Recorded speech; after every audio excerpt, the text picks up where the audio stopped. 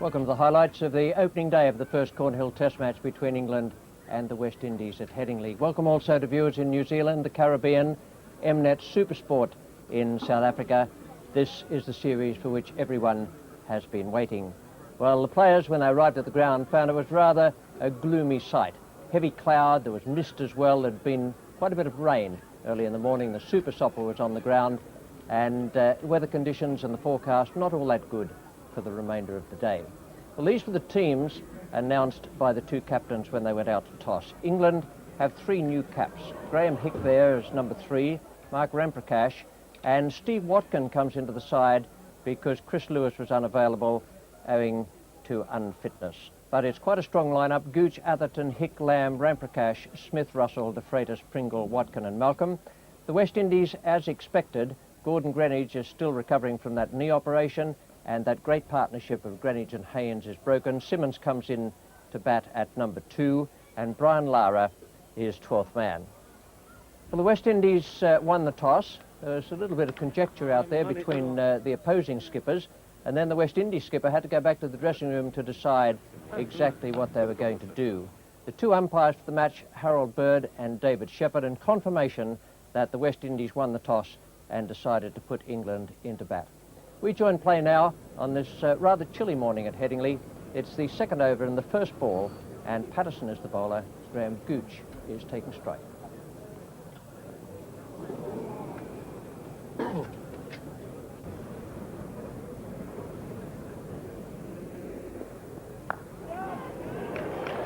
Very well bowled. Atherton had to play at it, was coming back at him. Beautifully bowled by Ambrose.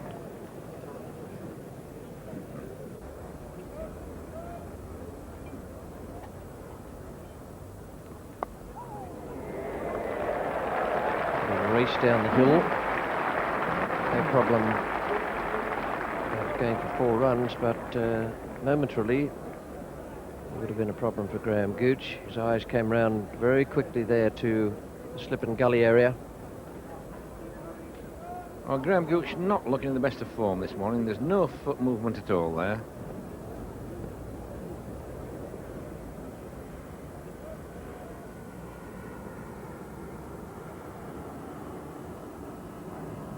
Oh, that's beautifully bowled. Beaten for pace. It might just have flicked the pad on its way through, but very well bowled. Patterson has been fast this morning, and Atherton has gone. Well, that's a disappointment for England, because Mike Atherton's been in very good form this last week or 2. I think he did him a little bit on length there. It was a good delivery, but he never got out of the block holes. It really was forward length. I think if he played forward, he would have got some bat on it, but the fact that he stayed where he was, got turned round a little bit, it was a good delivery. It pitched off and hit off, certainly. And that brings Graham Hick out to the crease to make his debut.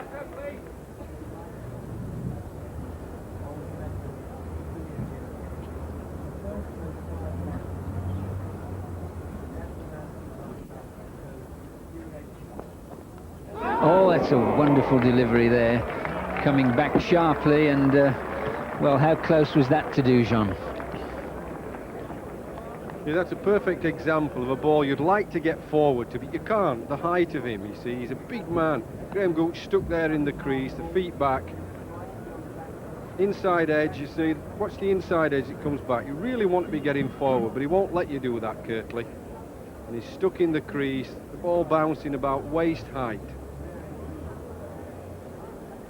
Graham Hick, he likes to get forward, but we'll see if there's been any alteration in his technique against this sort of quick bowling. He loves to get onto the front foot. Well, there's his first runs. There'll be 4 of them. Not quite where he meant, but he was in control of the shot.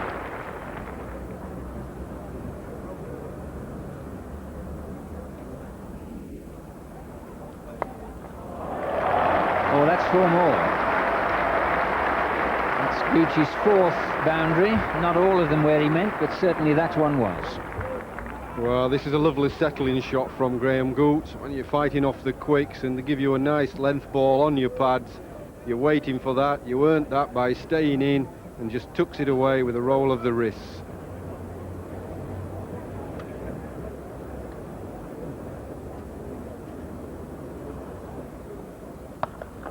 That's a lovely shot.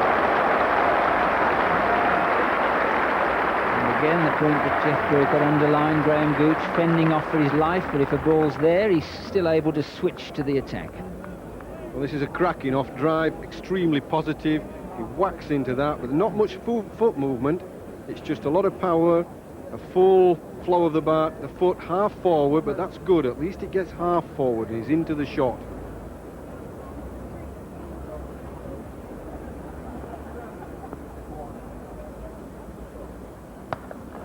Well, then, 4 more. Malcolm Marshall finding no sort of consistent length in this, his first over. And Gooch now starting to look very impressive. Yeah, good shot to this over pitch ball from Malcolm Marshall. Foot going forward slightly, bat straight, nice shot. Oh, and there's the best ball out, and he's got his wicket. Malcolm Marshall gets Graham Gooch at the end of an over, which he'd conceded 13 runs, and that was a terrific delivery. It lifted, it left Gooch, and he was good enough to get a touch. England 45 for 2. You won't see a better ball than this. The line, the length, and watch it bounce. It bounces a little bit, holds its line, and must be a faintest of touch there. And he's not been afraid to pitch the ball up, even after getting driven.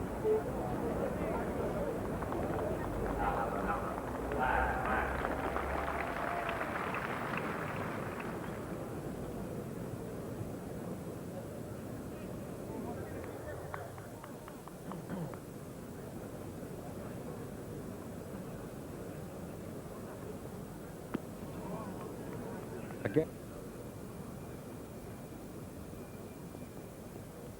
Oh, he's gone, and that adjustment to the field somehow put the maggots of doubt in the mind of Graham Hick. And great jubilation for the West Indies. They know they've removed a man who could be a prolific run-getter, and a fine catch by Dujon. Yeah, I think the point you were making, Tony, that Walsh angles the ball in and occasionally cuts it away. And on that occasion, you could see the ball cut away and keep going. And I think what probably did Graham Hick was the fact that he was expecting that ball to run into him from wide of the off stump. It didn't on that occasion. It's held and just gone away off the pitch, and he just followed and got the edge. But that's good bowling by Walsh. As you say, he does angle the ball in and then cut it away towards the slips, and a fine piece of bowling. We'll test this young man's temperament now. Bit of pressure on at 45 for 3.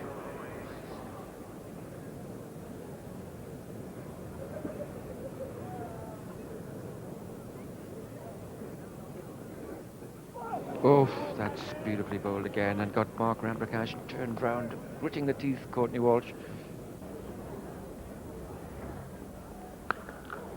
And that's Lamb's strong shot. And the 50 comes up. Didn't quite connect that properly, but anything short, Lamb loves to cut. That is an excellent shot.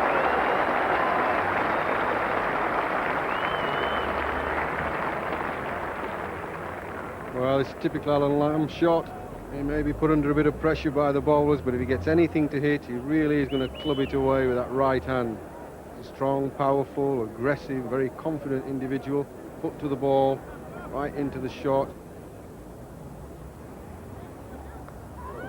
Beautifully caught. Very well caught. That'll take the players into lunch. Carl Hooper, an outstanding slip fielder, and Malcolm Marshall, a wonderful test match bowler, combined there to remove Alan Lamb and take England's 4th wicket just before lunch on the opening day of this match. Another excellent delivery. Some splendid bowling from the West Indians this morning. Alan Lamb caught Hooper, bowled Marshall 11, faced 37 balls, hit 1-4, and England 64 for 4. Well, he's been the best bowler this morning for me, as Malcolm Marshall, pitching the ball up, making him poke at the ball. Lovely catch, very low down, but Alan Lamb would be disappointed at this. He just poked at it. It's good line, good length. He got forward, but couldn't resist just poking and following the ball as it held its line. foot coming forward nicely, and then he just pushes out at it. Lovely catch. Well, Robin Smith, he expressed some sort of disappointment at not being selected for the one-day internationals, and of course has a pretty good record against the West Indies. First ball after lunch, and that'll probably be 4. That'll make Ramprakash feel a little better.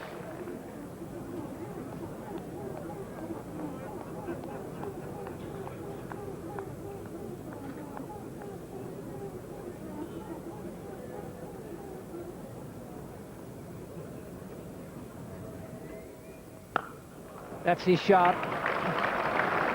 The chap who tends to lunge forward almost before the ball's bowled, he can rock back and get all of his body weight into a stroke like that. That's a cracking stroke.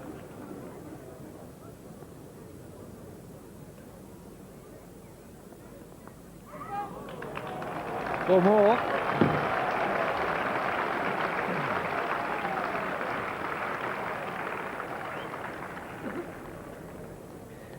Well, this is how I got out and why I got out.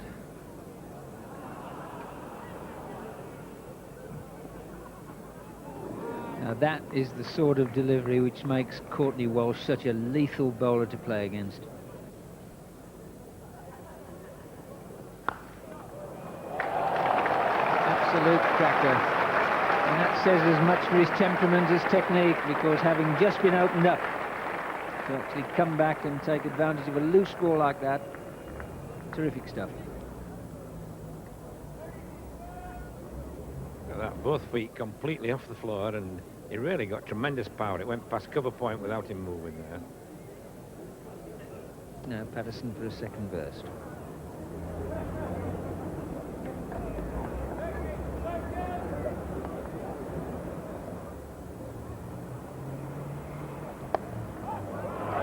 That should be 4. This is why Smith is so difficult to bowl to once he gets in, because he loves to come forward and he plays slightly across and round his front leg. He's worked out a method that, well, it's effective.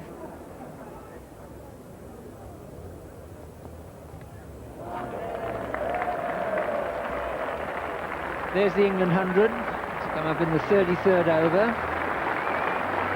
It's got a quick scoring rate. Remember that most of the time no third man, but the outfield isn't its usual Headingley speed. Much credit there for Robin Smith and Mark Ramprakash in having started something of a recovery.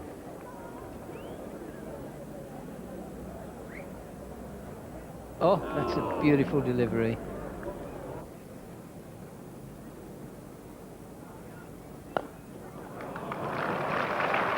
Beautiful stroke. And that's a lovely 4 from Ramprakash. It's well pitched up, but it's beautifully timed.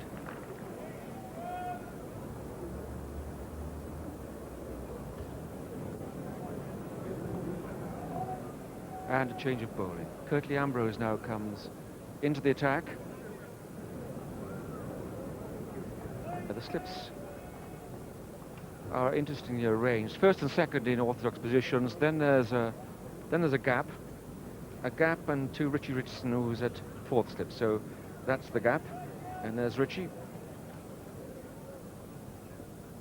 Oh, that must be close. Well, that was extraordinary. The ball was in the air a long time, and the batsman stayed exactly where he was. Good stand building up here between Robin Smith and Mark Ramprakash. This is Robin Smith now facing Patrick Patterson.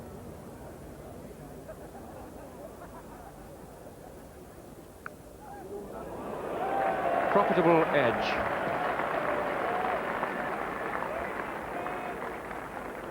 For Penrith, Patrick, I'm afraid.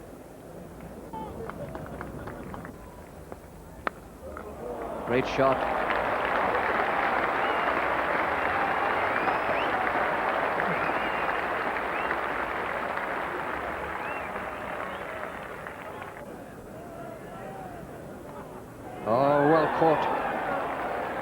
He's got a wonderful pair of hands. And very well caught by Hooper. That was a good delivery. He had to play at that one. It was roundabout off stump. Just seemed away, but just that fraction of bounce, catch him very high up the bat, almost on the shoulder of the bat. And just carry him there to Hooper at slip. We always felt that if Marshall can get the ball in the right place, he's the best bowler, best equipped bowler for this type of wicket. He hasn't got it in the right place often enough, which is fortunate for England, because he's picked 3 wickets up without bowling anything like Malcolm Marshall of old. And certainly if it had bowled really well, then he could easily have picked 6 wickets up by now. And that brings Jack Russell to the wicket. And the first of the, well, non-specialist batsmen, so to speak.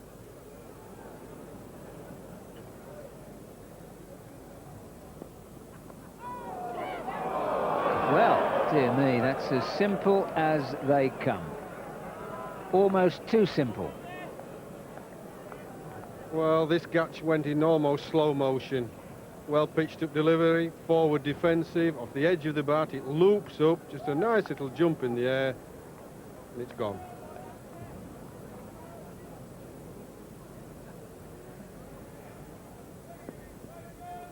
Oh, what a terrific delivery that is. Now that, it was lift as well as movement back in.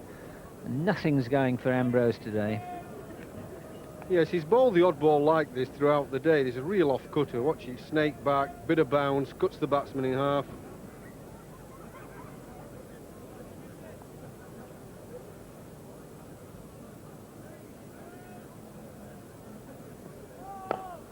No ball called. The shot was being played anyway. Another handsome stroke from Robin Smith.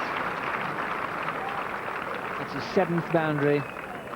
Really has been extremely selective in his stroke play.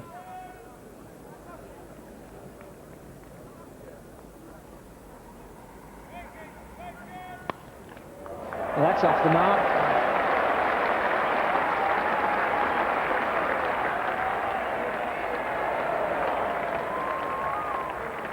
Didn't look a certain fall by any means. Don't think that this was the best bit of fielding we've seen all day. No, it's good sportsmanship in the end by Courtney Walsh, coming round from 3rd man. A signal to the umpire that they'd touched the ropes.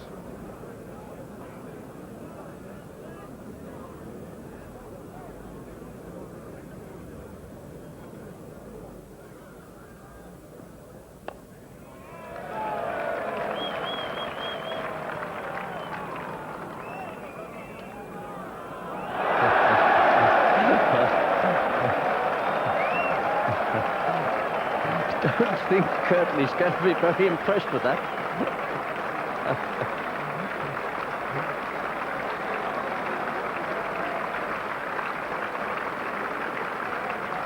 Well, generous slipped in for the derby yesterday. It's happening up here as well today, and it gives Robin Smith his half-century.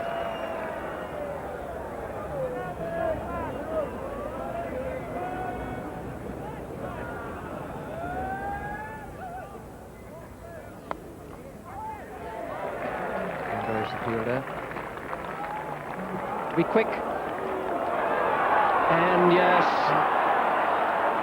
Ambrose was in very, very quickly there. Now Robin Smith is not too keen to go, but he's going to have no choice, I'm afraid.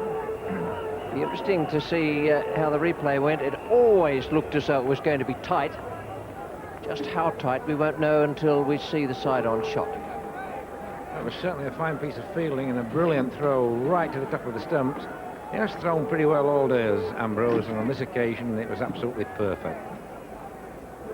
Right over the top.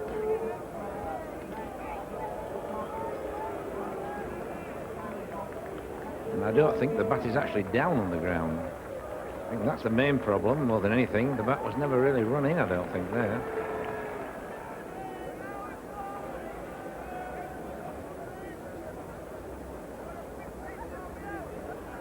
This is what the umpire doesn't see. Throw from Ambrose coming in, and there's no doubt the stumps are broken there, and the bat was some 6 inches, well, 9 inches, you could say, The stump is leaning there.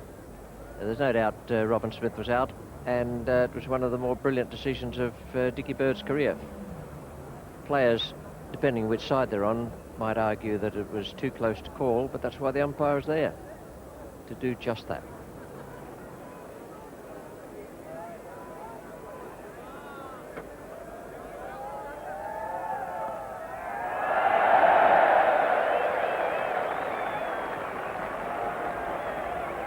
Now the local hero at Headingley, Derek Prindle, he took over from Keith Fletcher.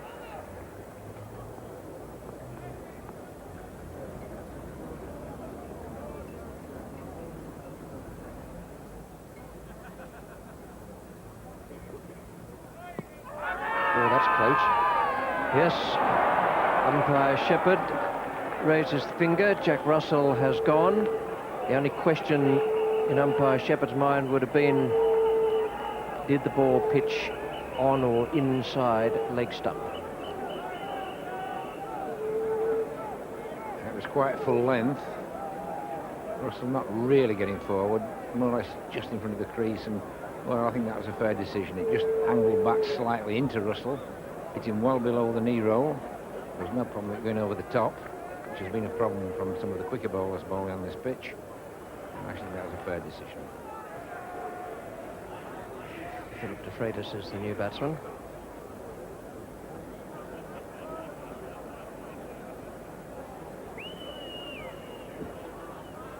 Philip de Freitas, he's really had a stop and start career for England at 5-day level. Played a huge number of one-day internationals, over 60, considering he didn't get into cricket at this level until 4 years ago, but really at 5-day level he hasn't come through yet.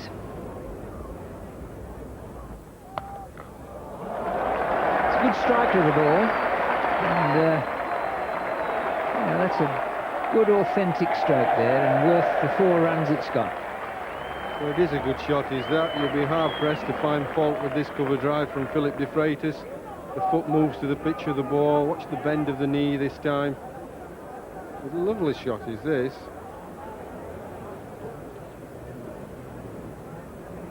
There we see it's only really a moderate batting record for someone batting mostly at number 8. Now that's a sort of shot that makes you just wonder why there isn't more to Philip de Freitas' test record than there is. That's as good as you've seen all day. Absolutely elegant cover drive. Beautifully timed, excellent placing, absolute control over the shot. Foot to the ball, lovely flow of the bat. It's an elegant time of the ball. That's a fine shot from Philip de Freitas, and England finished at 174 for 7 when bad light stopped play and the umpires were unable to bring the players back onto the field. Gooch made 34, and Robin Smith top score before that brilliant run out affected by Curtly Ambrose and Geoffrey Dujon, and the splendid decision from Dickie Bird. Bowling figures for West Indies, I thought Marshall was outstanding. He bowled a bit of loose stuff and was expensive at one stage, but 3 wickets from 13 overs. 2 wickets to Patterson, who bowled very fast, particularly, and was the case on the first day. We join play now with the first ball of the second over. Patrick Patterson is the bowler. He's coming in to bowl to Philip de Freitas, and there is no addition to the overnight score. No ball called, and a lovely shot from de Freitas.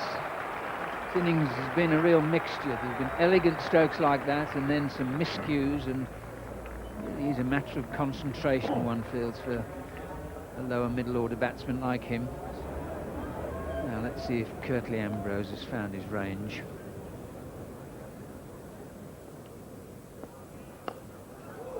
Out.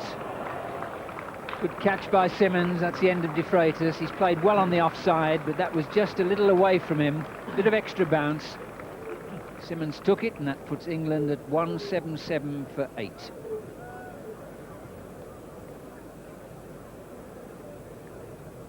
Yeah, full length delivery, and I think the weight's still slightly leaning backwards. Hit it quite firmly, went quickly, and on a cold day, Simmons took a good catch. Sharp chance there. That's disappointment for England, because de Freitas is the one batsman left who could have played a few shots and probably got England another 20 or 30 runs.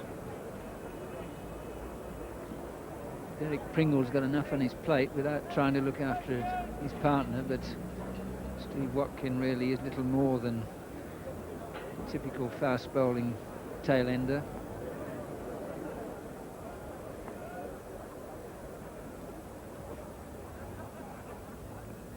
Oh, that's a beautiful delivery. And we were commenting on the difficulty Pringle's got of trying to nick a single, but it's as much as he can do to get bat to ball at the moment. Well, the new batsman, Steve Watkin. Well, there's a couple.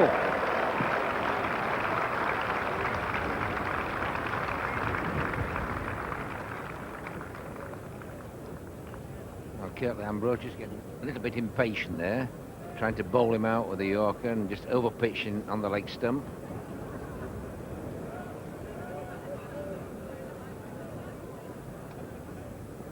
That's bowled in. I always had the feeling that a ball of near Yorker length would be enough, and it was. And England now 181 for 9. Yes, Ambrose getting the ball right up there on this occasion and really doing Watkin on pace.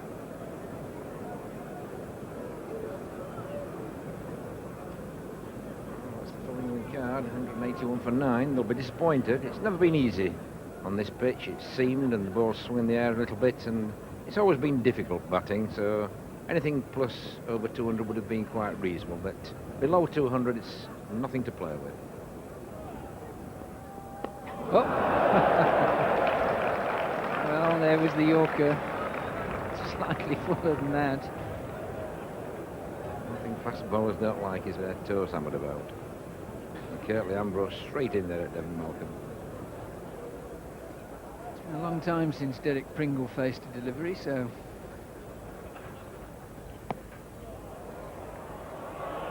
No, he doesn't take the single.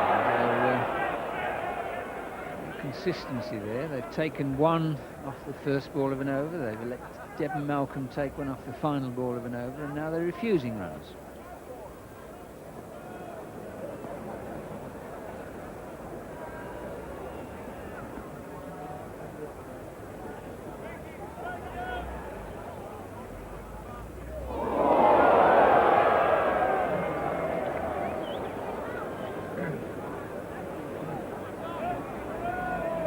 You see the height that this ball bounces. Pringle there trying to hit that really on the front foot, and the ball, well, going head high to do John and way over the top of the bat.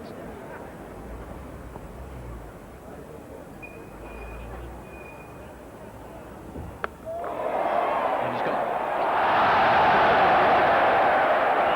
the ball players. Gus Logie has put down a simple chance. Now, I wonder if he suddenly got umpire Dickie Bird into the corner of his eye and perhaps fractionally took his eyes off the ball, then tried to recover and wasn't able to do so. Yes, it was a miss-hit pull, hit the splice of the bat, just lobbed up there. Well, Dickie got out of his way, and Logie will be disappointed, but even more so will be Patrick Patterson. Devon Malcolm on strike.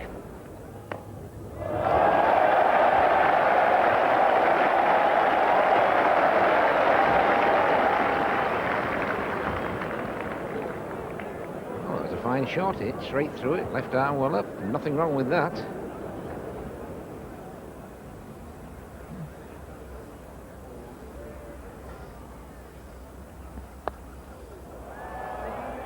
And this time, Gus Logie has made no mistake. And there's a certain amount of relief in that hugging of the ball to the chest. Derek Pringle is the man out. The innings ends at 198. There's a good performance from Pringle and Malcolm, and a nice catch there by Gus Logie. Well, a bit unlucky here, Derek Pringle. He clipped this away nicely off toes, but with Pringle being in kind of no man's land, 3/4 of the way back, giving them one, it just turned out to be a nice catch. That would have been safe in most normal circumstances. A very handy 17-run partnership there between the last pair, Malcolm and Pringle, to take it on to 198. Pringle, the last man out there with that catch from Logie, for 16, 21 extras, 198. And the bowling figures for West Indies, they shared the wickets around, as so often happens with their bowling side. The four fast bowlers there Ambrose 2 for 49, Patterson 3 for 67, Walsh 1 for 31, and Marshall 3 for 46. Well, when those West Indian bowlers were operating out there on that surface, it looked as though there was still plenty there.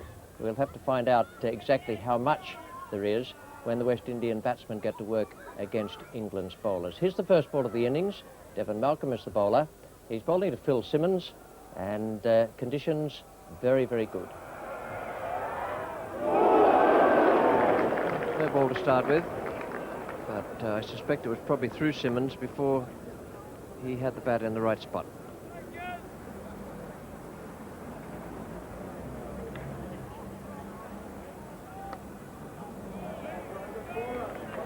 Lovely shot. Just a flick of the wrists, and that was pure timing. 4 runs, deep backward square leg.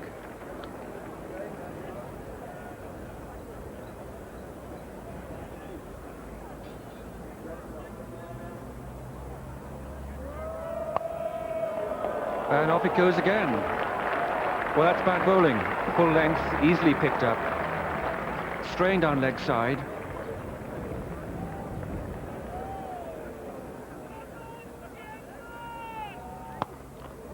That's a cracking shot. Seemed to be a lot of right hand in that. No great flourish, but my word, it zipped away to long off for 4 runs. 15 runs off that over from Devon Malcolm. 22 without loss the West Indies. Now Desmond Haynes is yet to score. Phil Simmons is off to a flyer. 20 not out.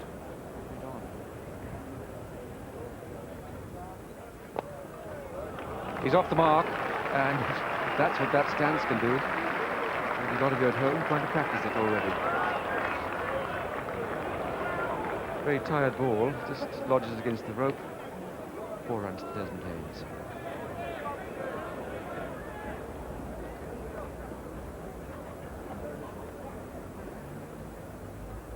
Oh, very close to the outside edge of the bat.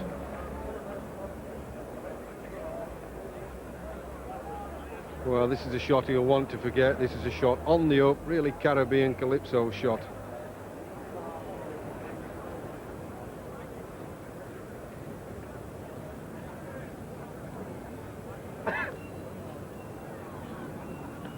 That must be close.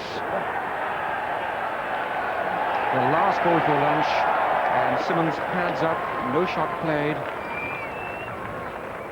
Well, a good shout here from Philip de Freitas just before lunch. The last ball, my goodness me, he's padding up there, no shot played. I think that was a really good shout. Little waitress service for our cameraman, and they deserve it. Philip de Freitas from the Kirkstall Lane end. It's a great shot. Phil Simmons is in good form today.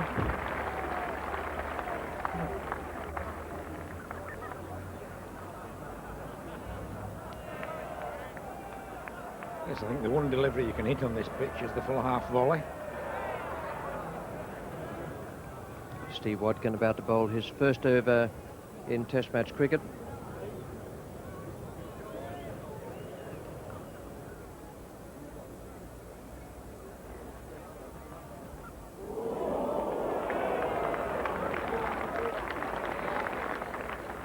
Yes, he's been a little bit wide of the off stump, but that was a good delivery. That was just outside and moving away.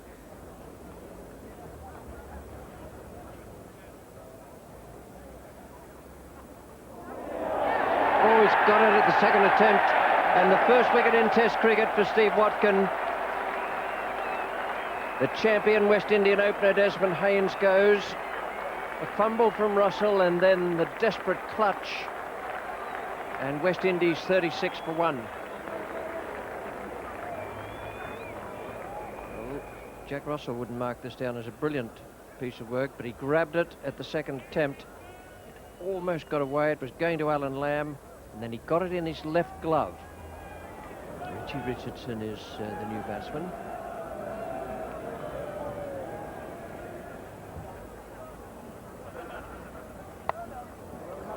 That's not one of the best balls we've seen today, a hard volley on leg stump.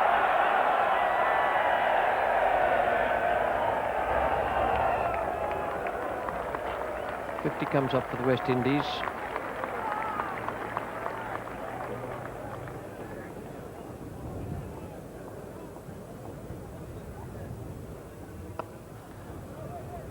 Oh, brilliant piece of fielding there from Mark Ramprakash. Does make such a difference to bowlers when fielders can fetch things like that out. That saved 3 certain runs.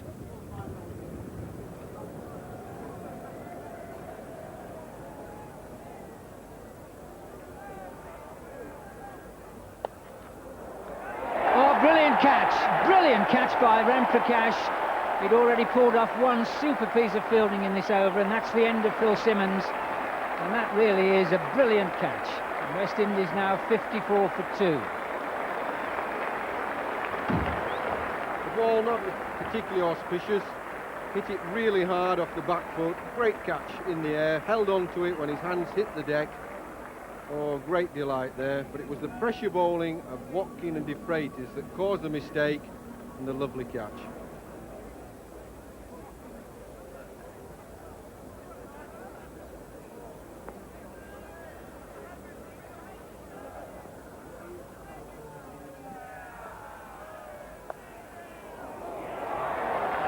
This is some super fielding. Michael Atherton and someone else who's got his hands warm. Well, this is what happens when you've got young men. Some top-class fielding here. Keeps the bowlers on top and keeps the batsmen down a bit.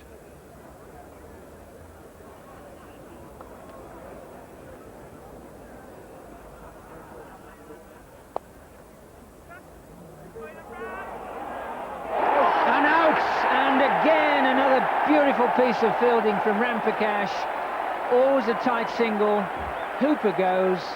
And really now West Indies on the wobble. 58 for 3. Well, what a tonic this wicket is for England. Absolutely fantastic fielding. Look at the moving of Ramprakash. With a stutter by Hooper, not sure whether to run or not. The young man's in quickly, picks it up and absolutely wangs down the stumps. No doubt about that.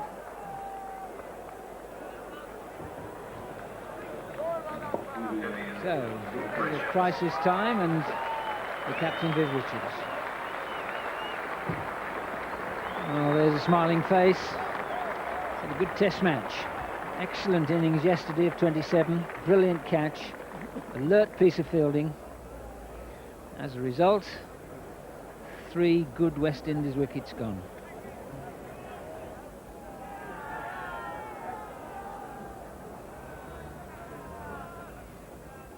In the air, but that's safe. That flies through the gully area. There's no man at third man. And Devon Malcolm is wondering. He may well do that because Richardson hit that on the up. It went in the air. It certainly went quickly.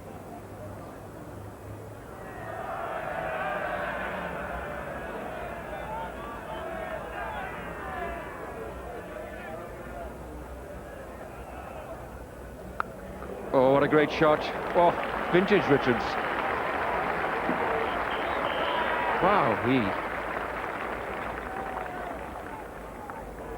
Well, this was probably the shot of the match. Devon Malcolm bowling very quick, just short of a length, hit that on the up, coming up on the bounce, and really that just flashed away in front of square on the offside. This is a slow outfield, but just watch that ball go to the boundary.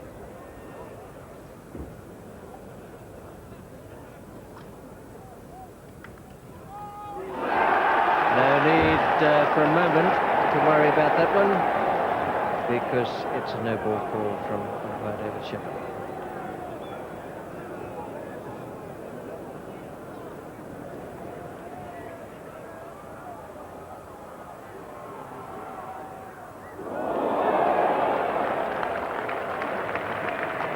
Rather well left, Jeffrey. What an absolute beauty that was. Goodness gracious. Vivian Richards playing this. Goodness gracious. Look how it bounces up head high to the keeper.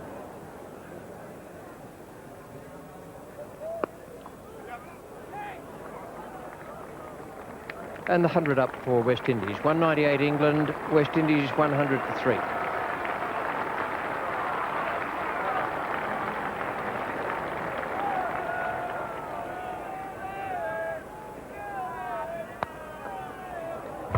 And that was equally well played. It was a good Yorker.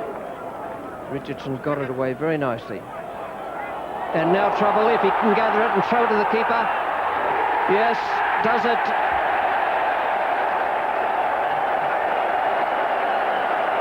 And again the wicket falls just before the interval.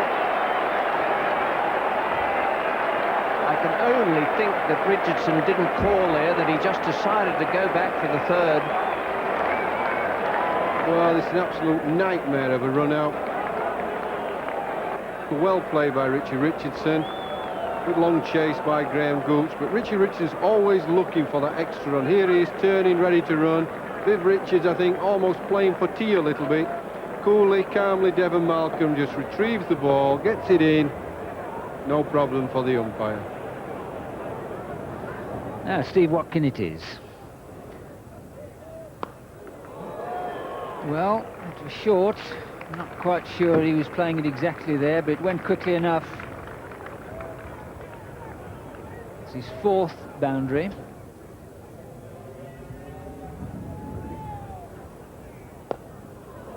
that's why he was waiting for the ball of full length, and it's 6. So this is a crucial stage of the innings, both for Vivian Richards and for England. Well, there's nothing really wrong with that delivery. It was a good, straight, full length, off stump. Viv just went straight through with the bat and over long on for 6 runs. The game's as simple as that.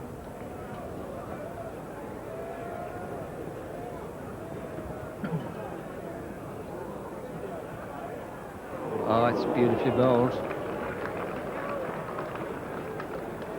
He certainly got Logie bothered in this little spell.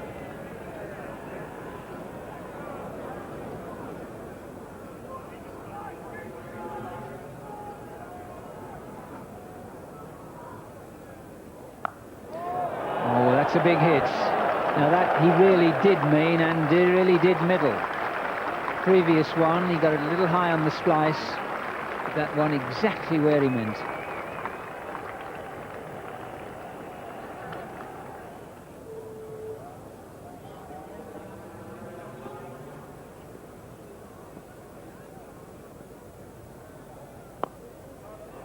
That's a lovely shot. This is the danger of Logie when he starts, and that makes 14 off the over.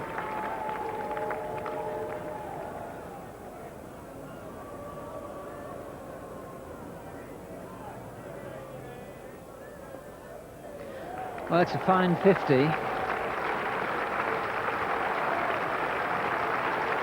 got there with his 5th 4. Afraid just now to bowl down the head. Oh, that's out. That's out. Little bit of bounce. Loose stroke. Richards isn't happy with that. Neither is Gus Logie. Off he's gone. Taken by Alan Lamb. And now the game back in the balance again. West Indies 139 for 5. Yes, there's a bit of extra bounce there, but Logie didn't really play a forcing shot. He just hung the bat a little bit there. I think at the finish he could have let that go without playing. It bounced quite high, starting to play the shot, and then really not going through with the shot properly. If he'd gone through a little bit harder, would probably have cleared slip, but Alan Lamb taking a good catch there at first slip. Oh, that's the breakthrough England desperately needed. Things begin to look a little bit difficult the way things were going, but that brings them back in the game again now. And in comes Geoffrey Dujon, and really the last of the recognised batsmen. Malcolm Marshall to come, and then the tail.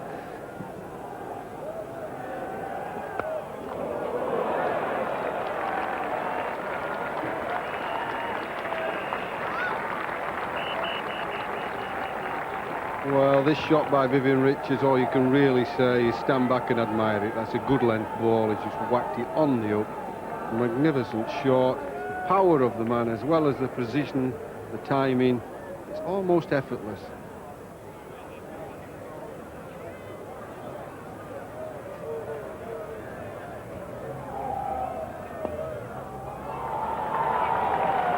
It's a second beautiful stroke. The ground's very slow over in that corner. Take 3.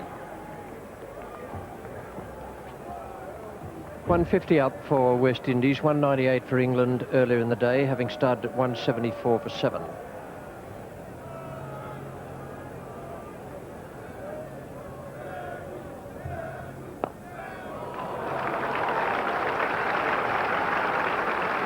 Now then, this will make Graham Gooch think. He's had Malcolm given some stick when bowling from the Kirkstall lane end.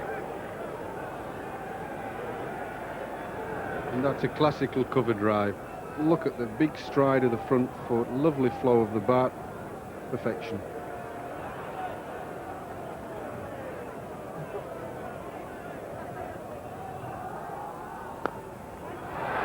Got him. That's what they needed. That's what Watkin needed too. There'll be a sweep of relief go through Steve Watkin. After taking a hammering, he has then picked up the wicket, and it was Geoffrey Dujon they had to aim at. He can just whittle away at one end. Even if Richards is there at the other, they're in with a chance. 156 for 6. Dujon goes. Caught by Ramprakash off Watkin. Give it a little bit of credit to Steve Watkin. First test match.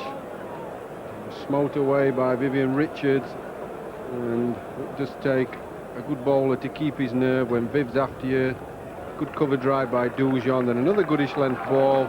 But Dujon just scooped it up for a nice catch to that man Ramprakash, who's been in the play all day long.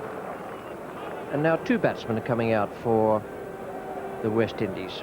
Marshall, who had that hamstring strain yesterday, comes out to join Richards. Has a runner.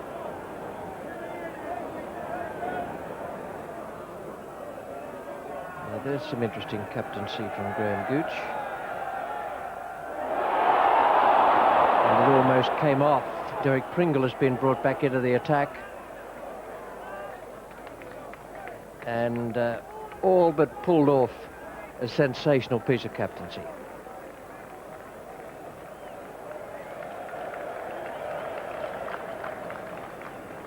Now David Shepherd has gone across to the offside. Going to stand over there and keep everyone in his sights there. The batsman, the injured batsman, and the runner.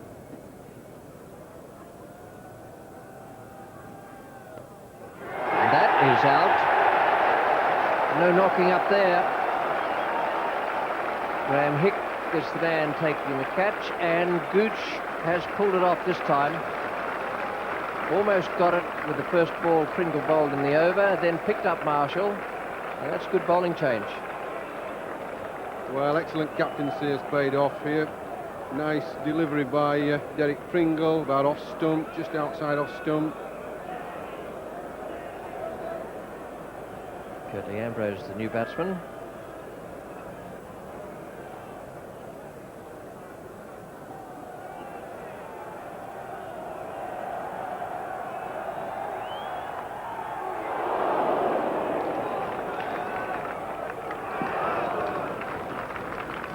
Great shot by Viv Richards. Short and asking for it, but it still has to be hit and placed. Made 53 in that game at Port of Spain. That's his highest score. And that at a time when West Indies were looking at a follow-on.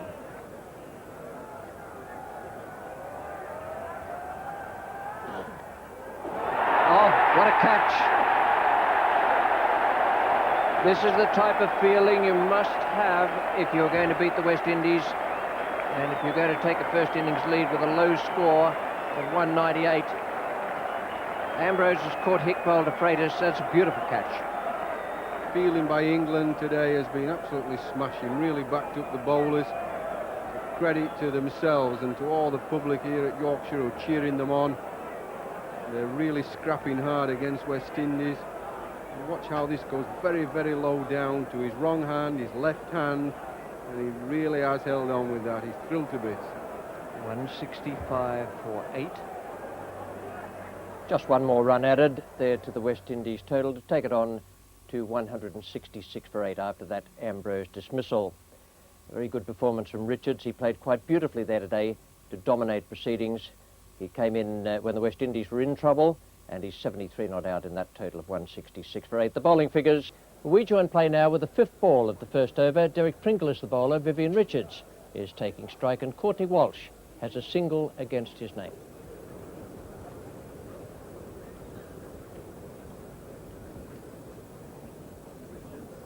That's out, he's caught, second ball, Richards has gone. A 50th test wicket for Pringle, caught by Alan Lamb. Richards will be desperately disappointed. Got on the front foot to a ball that was a little too short for that. A good line and lifting outside off stump. Conversation out there now between Patterson and Walsh. What are the tactics? Philip de Freitas is coming in from the Kirkstone Lane end. He and Pringle really were the most economical, effective bowlers. In now to bowl to Walsh. Well, he played at that one. Oh, like that. Inside edge, 4 runs.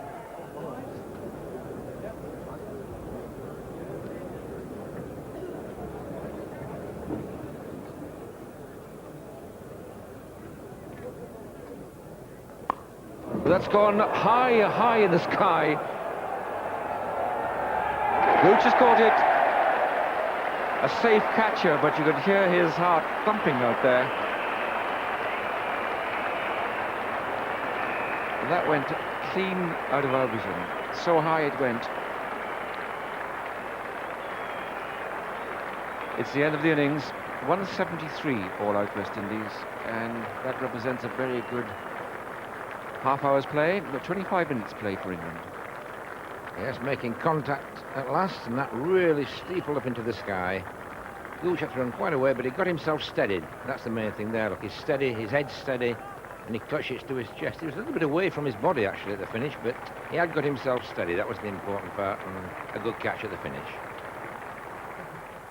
Yes, they're always very difficult catches, but Gooch took it well, and that was the end of the West Indies at 173. Richards, the one who had to do the job for them today, couldn't do it. Pringle got him early, and an excellent performance from the England bowlers. Only 2 used today, but it was the 3 medium pacers who did the damage. De Freitas, who's bowled well throughout the match, 17.1 overs, 5 maidens, 4 for 34. Watkin, 2 for 55 on his debut, and Pringle, 2 for 14 from 9 overs and 3 maidens.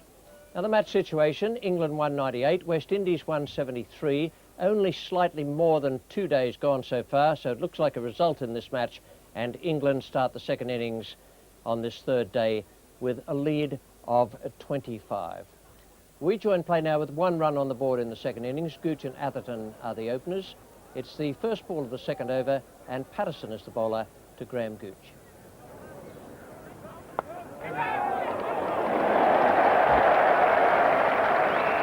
That's a little tester for Marshall and his hamstring problem, because he had to go forward and sideways, and then he had to turn and chase.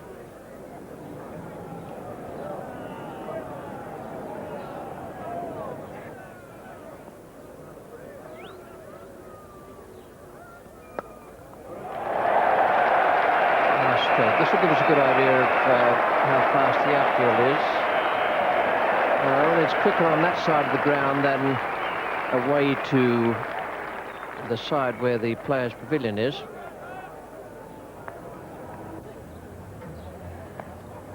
Just short of Hooper. The end.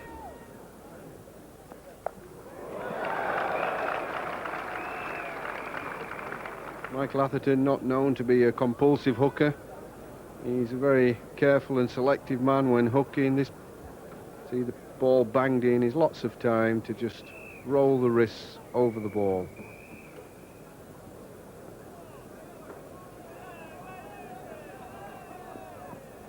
Oh my word, a brilliant catch. Wonderful catch there by Geoffrey Dujon. Oh dear me, that's the end of Atherton. Caught off the bowling of Kirtley Ambrose, and England now 22 for 1. But what a catch this is. This is absolutely out of the top draw.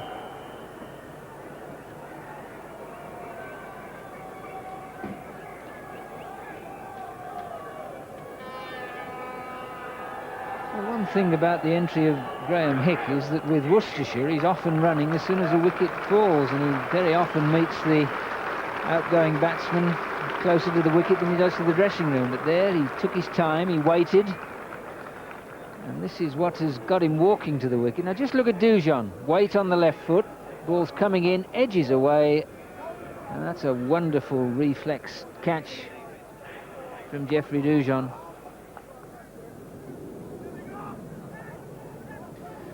There's Malcolm Marshall now. He was off the field towards the end of the first day and batted with a runner yesterday, but he's been chasing balls and looks as though he's in reasonably good fettle.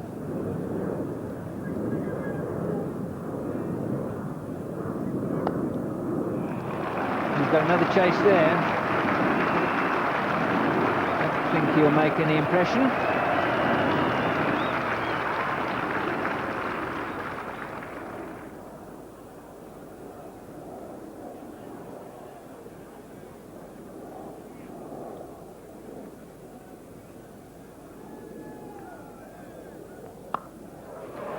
There we are. Short, and on this pitch it really sat up and said hit me, and he did. I don't think it'll be too long, Ray, before we see Malcolm Marshall.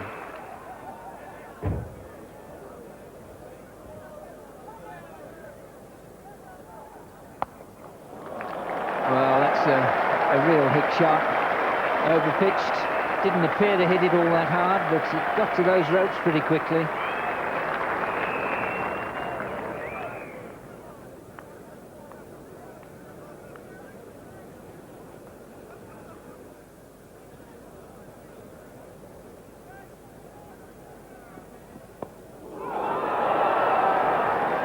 That's very well bowled by Ambrose. Bad luck for Graham Hick, but beautifully bowled. Sneaked the Yorker through, got him to play it, and had it roll back onto the stumps.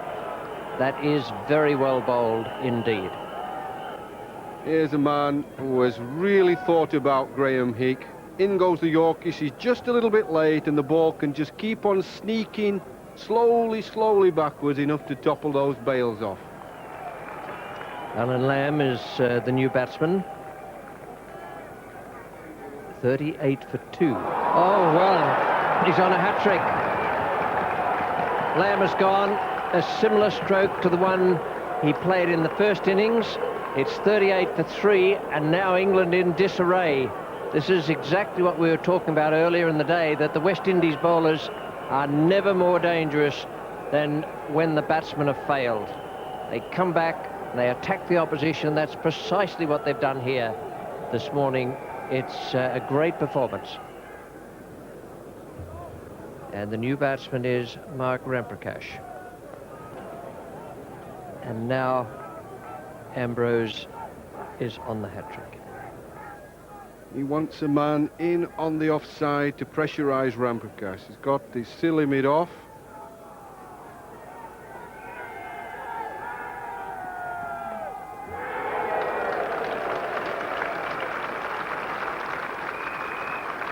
Let's save that little problem for Ramprakash and for England, and taken it away from Curtly Ambrose's line of thinking as well. Now there is Malcolm Marshall. Of course, it was down this same slope that he thundered in with his arm in plaster, a broken arm. That was back in the early 1980s.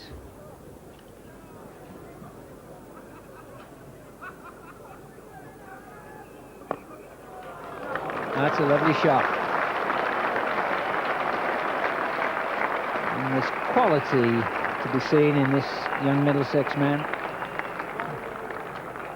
Well, what a gorgeous shot to play straight after your lunch. You couldn't see anything better than that. He won't play better than that if he got 100. Foot to the ball, the body leaning smoothly, weight forward, beautiful flow of the bat. Look at the left elbow, high, keeping the bat perfectly straight. That shot brought up England's 50. Oh, that is a wonderful delivery. Now, Mark Ramprakash was squared up there, and you might think he's playing across the ball, but just look where this ball pitches and look what happens to it. Well, he certainly didn't leave this. He played at this. Great delivery. Just looks as if it's angling in, then it holds its line and squares him up, as Jack Bannister says, chest on to the ball. He's opened him up, made him play towards mid-on, and the ball's held its line towards the slips. Great delivery.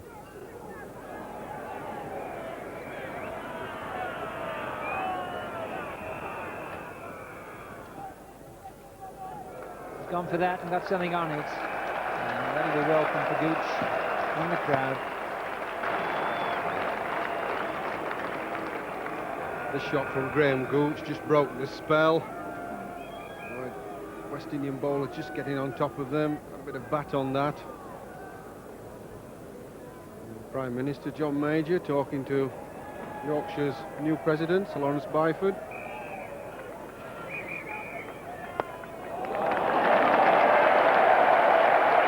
Well, there's no need to run for that.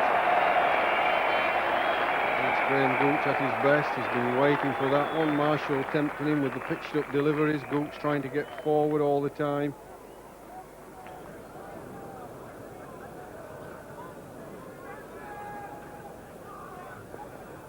Oh, that was dangerous. My word, Courtney Walsh puts up his hand and says, I'm sorry, but it's not a lot of use when someone bowls you a beamer. It smashes you on the left hand. And this slips from Walsh's hand, and Ramprakash loses sight of it to the extent that he's forced to turn away. When you know it's coming towards you at 90 miles an hour, you can't see it.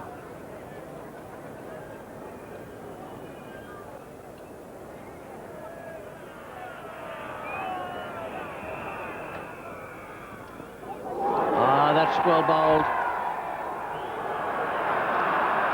Yes, it was one of those decisions which umpires are called on. Sometimes teams are hard done by, but I think you'll see here the ball coming, hitting the pad, missing the bat, and canning on straight to Dujon. You had a perfect shot there from our cameraman. Well, that's very good umpiring from David Shepard, who's had a good match, and so has Harold Bird.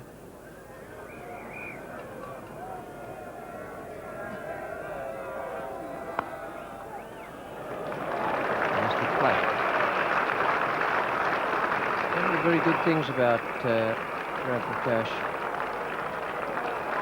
what we've seen of him so far.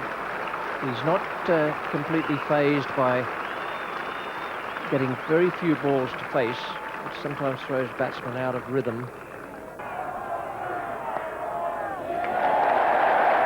There's the 50 for Graham Gooch. He's hit 6 boundaries, and it's been an excellent innings. 50 out of 80 for 3 for England in their second innings, a lead of 105 for the home side.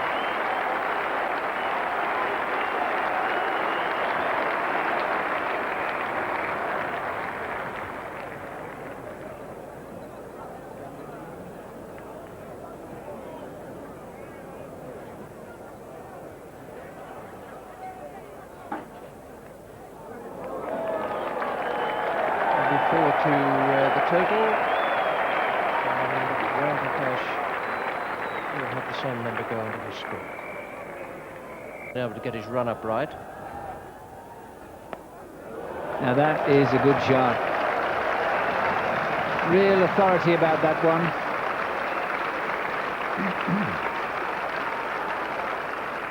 7-4 for Gooch. Yes, I think this shows the pace of this pitch. I was banged in halfway down, and Gooch had all the time in the world to pull that away in front of square. Just swatted it away.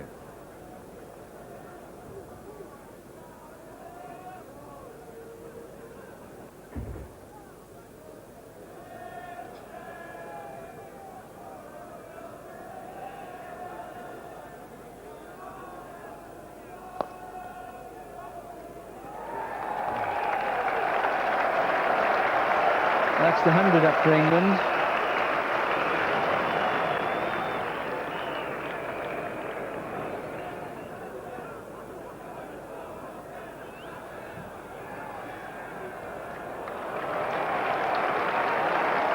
Lovely little shot from Gooch.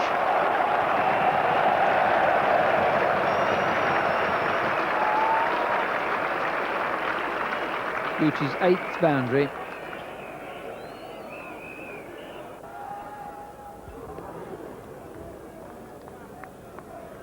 this is just a good length ball. The line, the length good. Starting after tee.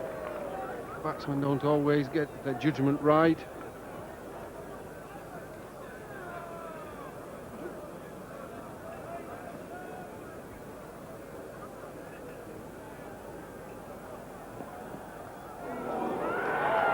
Oh, what a good catch again. That's two by Dujon.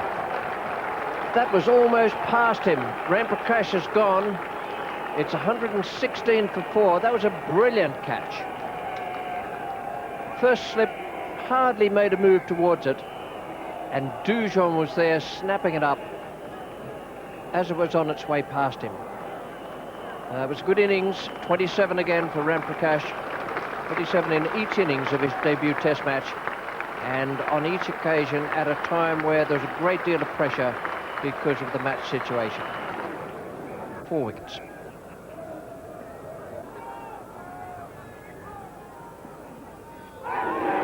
Yacht, and Ambrose again is on a hat-trick. He's got Robin Smith. First ball, 5 wickets for Ambrose now. This is reminiscent of what he did in that test match against England in Barbados. A terrific performance from the West Indian fast bowler. It's 116 for 5. And he's got him playing back. That's the crucial factor on this pitch. Not any great bounce. Gets him playing back. A goodish length delivery. The umpire thought about it. Hits him on the knee roll. And I think that's a disappointed Robin Smith, but a pretty good decision.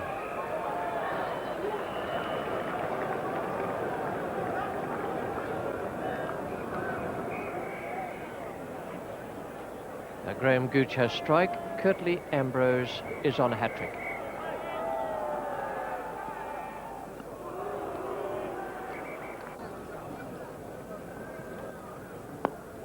Jack Russell's got that away beautifully on the onside. Slow part of the ground over towards the players' pavilion, but it still beats the fielder.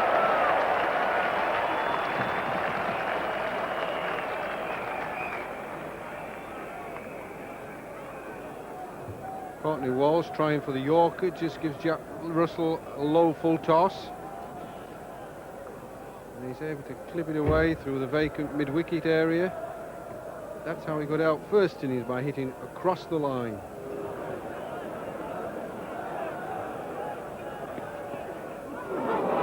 There's a shout there, and it's given.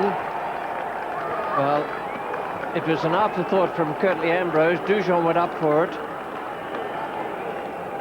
It may be that there were two noises there. The edge of the bat and the top of the pad. Or it may have been only the one.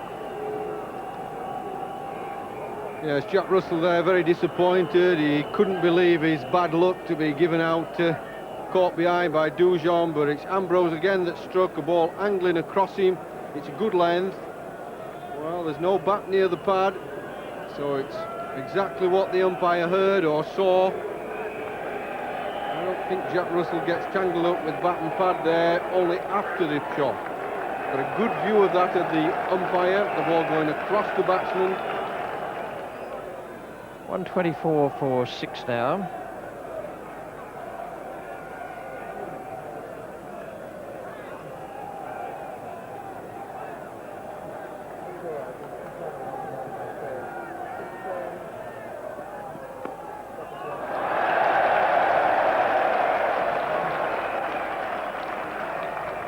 Derek Pringle's new best friends out there, give him a cheer.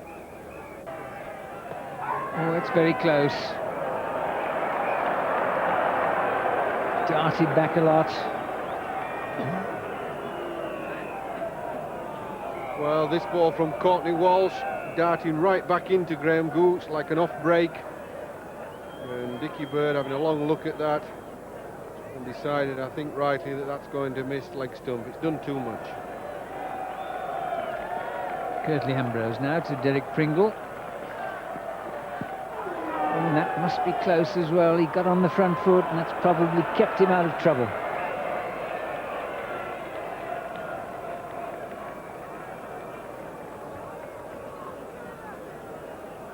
Well, Ambrose Ambrose getting this ball to nip around a lot now, and that one again coming back. I think maybe just getting the leg just outside, but very, very close. Ambrose now to Gooch. Oh, that's a good shot. First loose delivery, Ambrose has bowled for a while.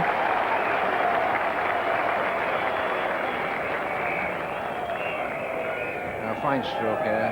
Genuine bouncer banged in halfway down. Gooch really controlled that. Right hand rolling over and the ball straight onto the ground. Beautifully played hook shot. In fact, the light now is, for the first time, questionable, and the umpires are going to have a look. Umpire Bird and Shepherd. They're offering it to Gooch and Pringle.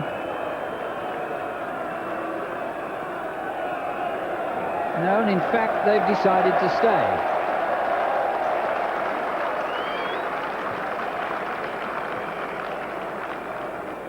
Well, we've had the best weather of the match until the tea interval. Sunshine for most of the day.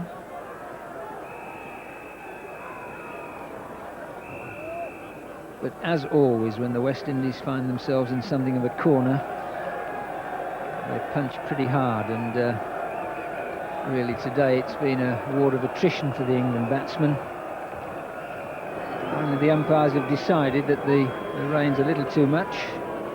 And again, it's a thing for the umpires to balance, because the fielding side now won't be too unhappy about going off. The ball has started to get wet, and the umpires really have to balance their judgments. And it was 5 o'clock when they did just that. They didn't come back on the field, so England finished the third day of this Cornhill Test at 143 for 6. Gooch a magnificent innings, 82 out of 143. Pringle is with him on 10, and the only other double-figure score was young Mark Ramprakash, who made 27, exactly the same score as in the first innings. The bowling figures for West Indies, one man dominated the whole thing, as indeed he did against England in Barbados in the Test match on the recent tour. 21 overs, 5 maiden, 6 for 36, and that is a wonderful performance, and just underlines what a great bowler he is. So the weather on this fourth day, quite good. Chilly once again, and the forecast not so good, because they say there will be heavy showers later in the day. We join play now in the first over. Curtly Ambrose is the bowler, Graham Gooch has taken strike, and 2 runs have been added to the overnight score. First full stroke of the day, and what we've seen in that pitch in movement and lift, still there.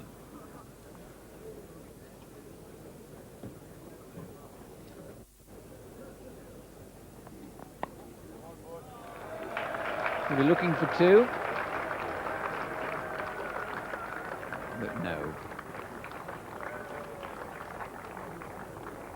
That's England's 150, any little landmark. The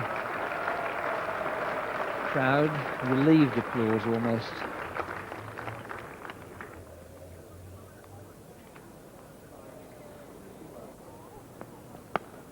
He's got that one. First boundary of the day.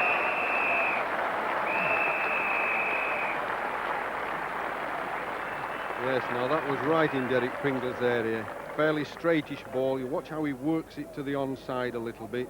Hits it quite nice in the middle of the bat. That ball pitching about off stump, but he gets outside the ball, pitching off stump, even outside off stump, but he gets outside it and hits it to the onside. That's how he plays at his best.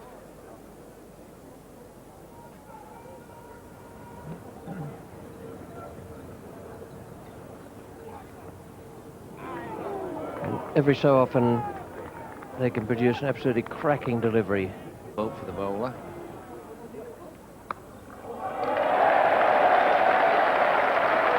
Top shot.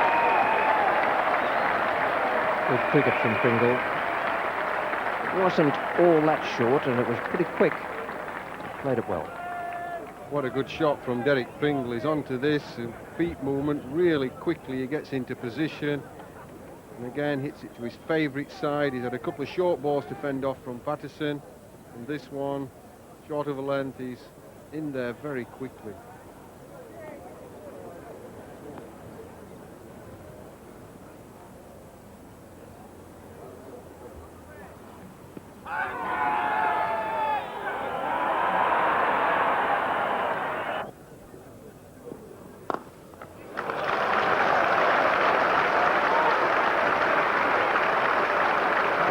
slowed just a little. That's a very good stroke from Graham Gooch.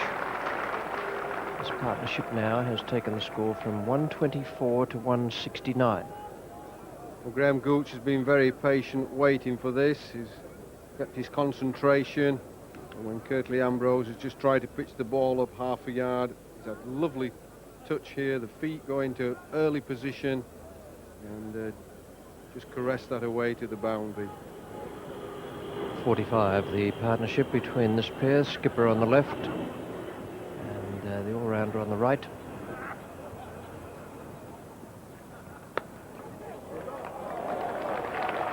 Great fielding. It was brilliant close in at short leg and anywhere else for that matter.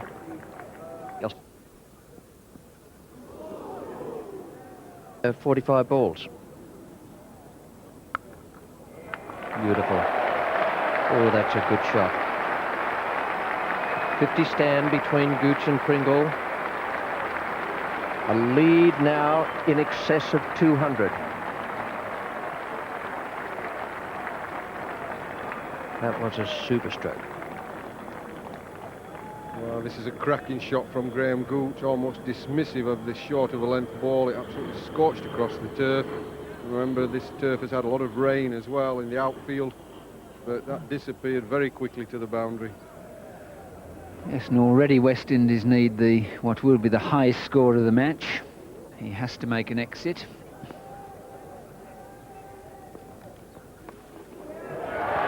Well, that just might be it, and is. And the crowd, it's only a sparse one, but they're standing. And that really is a wonderful 100. Not only in the context of the match, but just look at that for a reception. The conditions, the attack.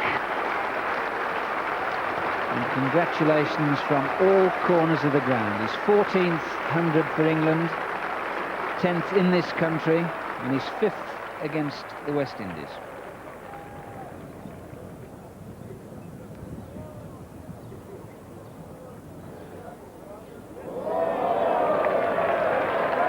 Bonus. Ball kept low. And Jeffrey Dushaw made rather an ungainly stab at it.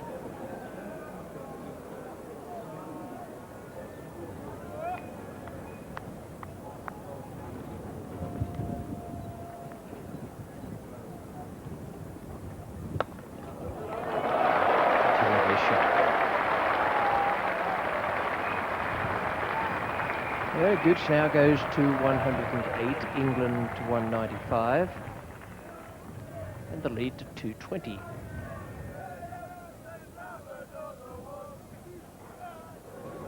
New ball coming up at 85 overs. Ambrose and Patterson have been rested for what will be a massive onslaught, I would think.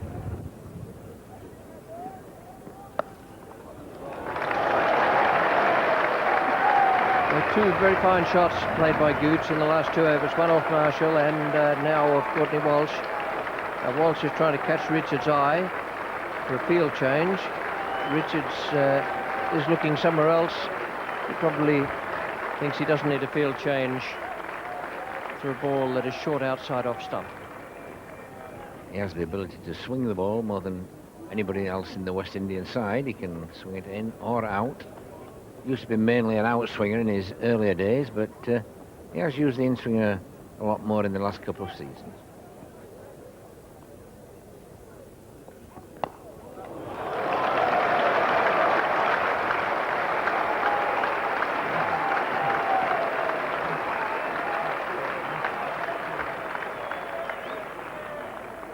Well, I have said that it's a slow outfield, but that's not making much difference to Graham Gooch now. That big heavy bat's coming through with more command every time he plays a shot.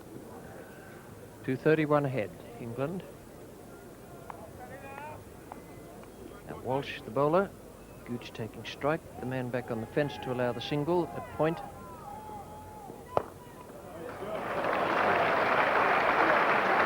Long on.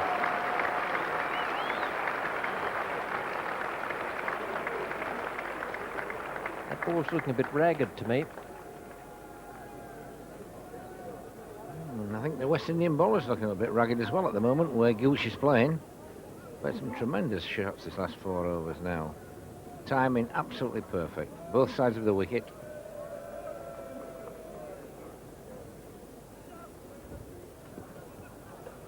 Nearly every 4 is it in the last few overs. There's been no need to move, even on this slow outfield.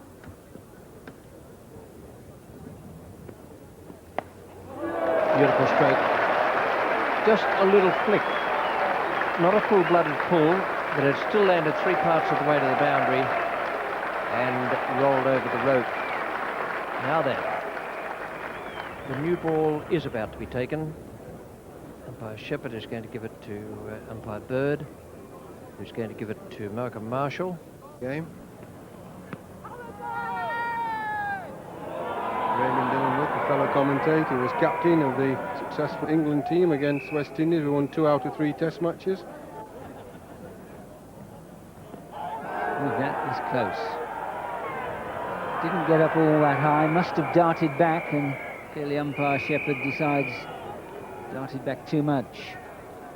Yeah, it's just a typically Courtney Walsh ball, a real light, fast off break, pitching well outside the off stump, but it comes back such a long way, and it may look in front of the stumps, but from where it pitched and then where it hit the pad, it would have missed the stumps, I think, quite easily.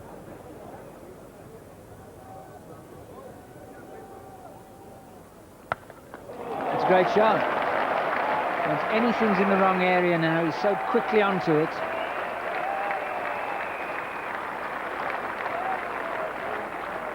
Well, he really has got the pace of the pitch this last half hour. Raymond Illingworth mentioned, once he hits it, he's a powerful lad, he's got a heavy bat. He's not even bothering to run there, he's just picking off the bowlers.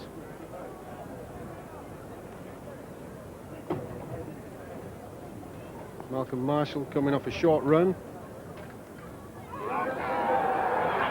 And that's the end of it. Well, Derek Pringle, having played such a priceless innings for England in support, and finally Marshall strikes with a new ball. England 222 for 7. What a great stand that was. Partnership of 98 with Derek Pringle playing his full part with 27. Yeah, it's a terrific innings. Wonderful support innings by Derek Pringle. A lot of maturity and experience went into that innings, playing second fiddle to Gooch and not panicking. He knew he was playing the partner to Gooch. And just the extra bounce of the new ball and the experience of Malcolm, who just went off a short run, really. He just went off a half run, came in, used the new ball perfectly to get a little bit of extra bounce, tried something different, and it worked to get rid of Derek Pringle. Batsman Philip de Freitas, and his job will be to try and follow Pringle in and just stay there while Graham Gooch is in this sort of form. Oh, straight through Graham Gooch. I suppose he'll be rather pleased to see that sort of thing happening with a new ball. Yet still the game working towards a terrific climax. Now the umpires are having a look about the light, and probably Gooch will accept that, which he has. 116 minutes were lost through bad light and rain. Graham Gooch was offered the light and accepted it from umpires Harold Bird and David Shepherd, as one might have expected in those circumstances. After that, the covers went on, and it was a frustrating time for the England players. They were keen to get out there again and get on the board as many runs as was possible before the close of play. It's the second over after tea now. Malcolm Marshall is the bowler, and taking strike is the England captain.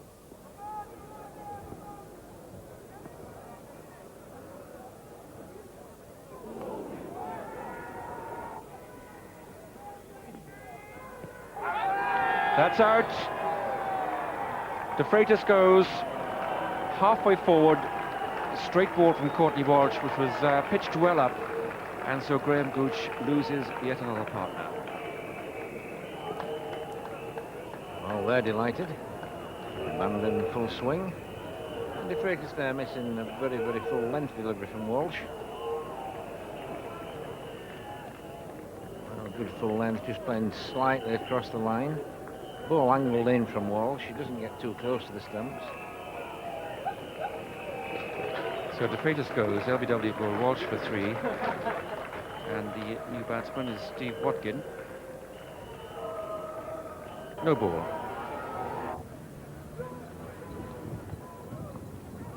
He's caught him. It just took 2 balls. And Watkins' bat was hanging out, and Hooper took a very good catch. One of 3 excellent catches he's taken in the match, low down, with consummate ease. Yeah, it's not easy for 9-10 Jocks against this West Indian side, and Watkin really just a little bit late again on that. Didn't do too much. You can see not in a very good position to play. Straightforward, low down catch to Hooper at second slip. Graham Gooch will be the first man to bat straight through an England Test innings, the first since Geoffrey Boycott in Perth in 1979-80, when Jeff scored 99 not out.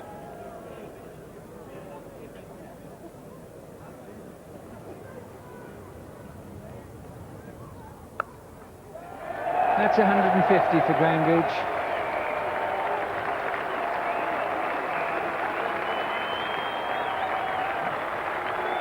What an effort this has been.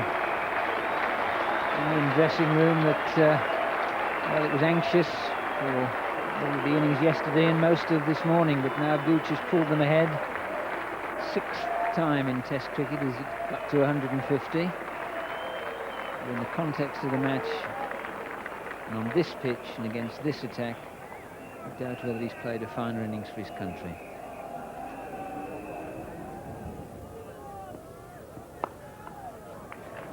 Gooch looks as though he's looking for 2, and he's going for it.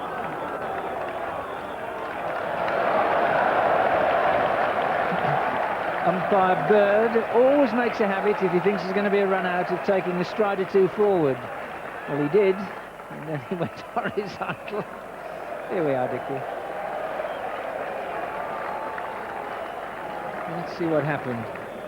Watch Dickie Here goes Bird. Dickie. He's very keen. Oh. He's coming forward and he's down. He's probably got crepes on and slipped on the green grass.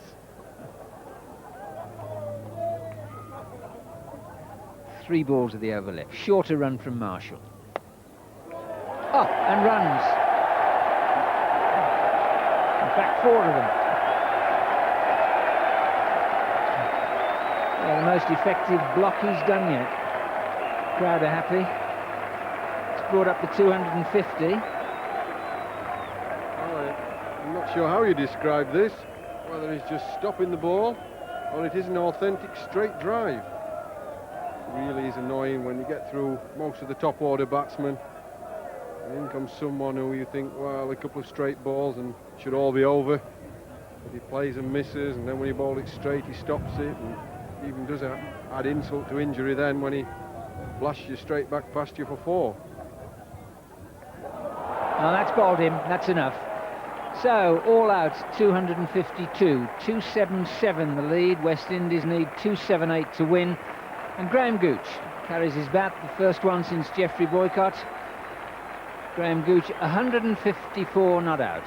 His highest score against the West Indies. And just listen to the hand, the reception from this crowd. Well, Graham Gooch leaves the field now, and I can't imagine that he has ever played a better innings than that. Absolutely superb. 154 not out of an England total of 252, and only 3 double-figure scores there, each of Ramprakash and Pringle making 27. 21 extras in that total, 252. Quite a superb effort from Gooch in the face of splendid bowling from Curtly Ambrose, who finished with 6 for 52. He had 6 wickets at the start of the day and remained on that figure, 28 overs and 6 maidens. Malcolm Marshall had 3 for 58 and Courtney Walsh 1 for 61 at the close of the innings. Now the match situation says that West Indies need 278 to win. Their opening batsman, Desmond Haynes, and the man taking strike now, Philip Simmons. Philip de Freitas is the bowler. First ball. First ball for Phil Simmons, and more important for England, it's first ball for Philip de Freitas.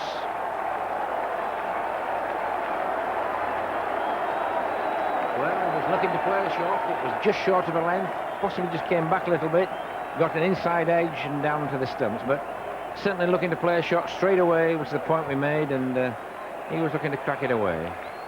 I would say it's just short of a length, just come by a fraction, bounces a little bit, inside edge down to that leg stump, and what a start for England.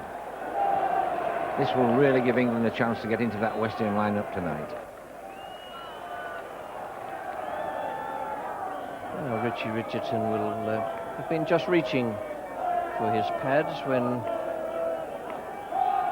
two batsmen reached the centre. He'll have been going through all the leisurely things one does.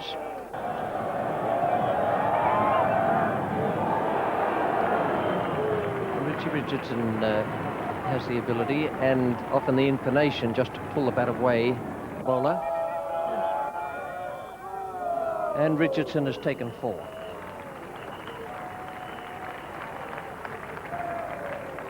His final score at the close of play up to 11 for 1. The man out Simmons, that great breakthrough by De Freitas, who finished up with 1 for 6 from 4 overs and 2 maidens, the 1 over from Devon Malcolm, and Pringle 3 overs, 1 maiden, and no wicket for 4. And I should think all that made Graham Gooch a very, very delighted man at the close of play. Here he is now talking with Tony Lewis. Well, Graham, your first Try for England, or will West Indies have a dash at the runs and have the home side on the defensive? Well, this is the way it began at the start of play. 11 for 1 wicket with Simmons out to the first ball of the innings, playing on to Philip De Freitas. Desmond Haynes 3 and Richie Richardson 8.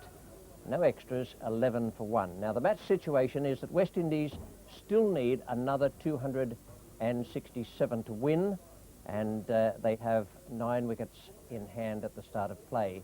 England a 25-run lead on the first innings and set them 278 for victory. Now the weather forecast for the day is of vital importance. It would only need 1 or 2 rain showers to take West Indies out of the game with an opportunity of winning, and would reduce it to either an England victory or a draw. And I think the odds are very much on an England win. The batsmen have had a tough time throughout this match. I don't think it'll be any easier today. We join play now in the last ball of the 3rd over. Philip De Freitas is the bowler, Richie Richardson is taking strike, and 3 runs have been added to the overnight total.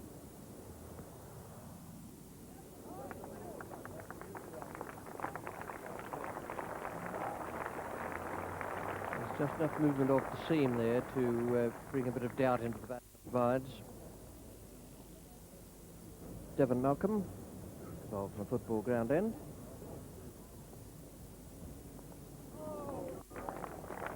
That's well bowled. There'll be a percentage of balls go past the outside edge, as has happened throughout this match.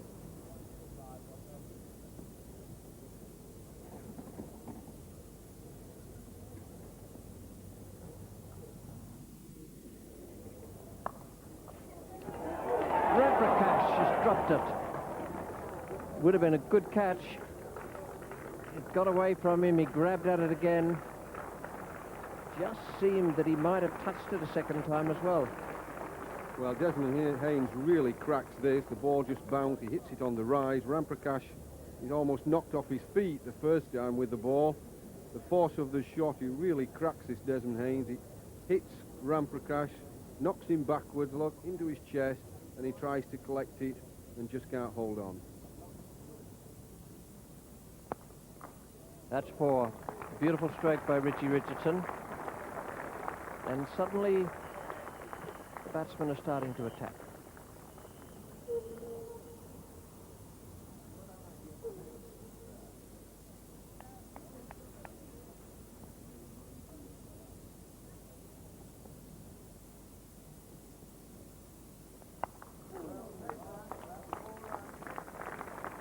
There's 4 more. That's going to run down the hill. The attack is definitely on. They've had a few overs to get a sighter, and now they're at it. They're 22 from the last 2 overs, and we haven't finished this one yet.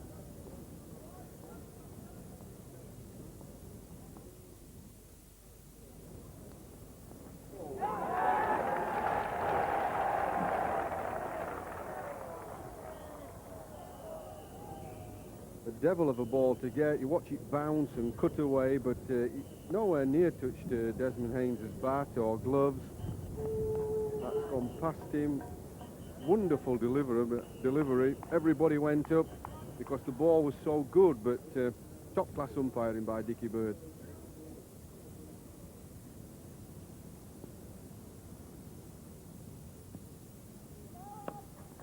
Another no ball and another 4. And Richardson in this mood, if you've a 4-man attack and one of them isn't firing, then you've suddenly got a large problem. Well, there's Derek Pringle, and that's the first bowling change, and clearly Gooch has to perm his 4 main bowlers around until he finds 2 in harness that can do the job for him. And he mustn't exclude himself either, because he's a useful bowler on this sort of pitch. Oh, and could have had a wicket first ball. Now that just looked as though it might have gone back inside Haynes. Let's see which way the movement was.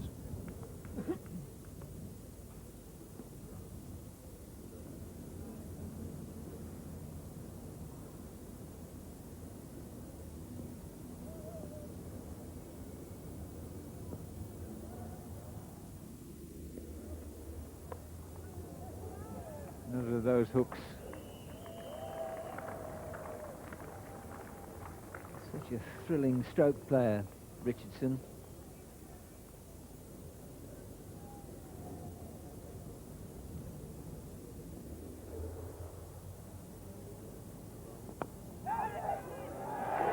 That's out. He's got his man and deserved it, and that's the wicket they want. Desmond Haynes caught bat and pad for 19. First wicket of the morning for England. West Indies 61 for 2. Now, there's no doubt about it that Derek Pringle's been the better of the bowlers used so far this morning. He's moved the ball both ways, got a bit of different bounce, and he really has caused problems for the batsman. Moved the ball out, he's made it come back in. And again, that ball going in, very similar almost to the LBW decision. It could even have been pad first, that, and then catching the bat on the way up.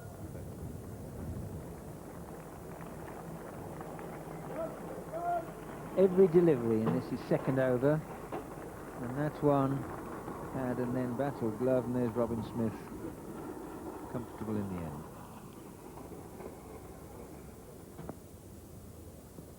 This is Steve Watkin,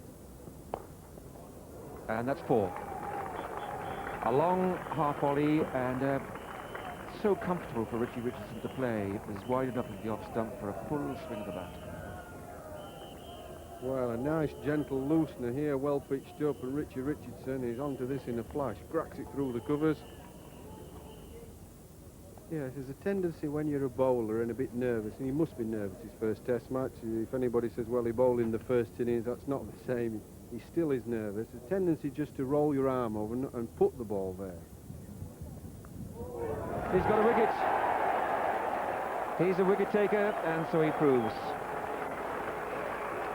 Tall boy has got that bounce we talked about just outside off stump, and the slip catch well held. Hooper goes. Yes, change the bowling, bring on a new bowler when you're not getting wickets. Graham Gooch did. A couple of looseness from Steve Watkin, and then suddenly put a bit of body into that. Actually, instead of putting the ball there, he actually bowled it quite firmly, and the ball bit and bounced. And I'm afraid Hooper couldn't resist a flashing back foot shot, which is not something he'll want to remember. That shot, a very inauspicious shot in this situation. A batsman just come in. There's the lovely wicket to England, comfortably taken by Alan Lamb.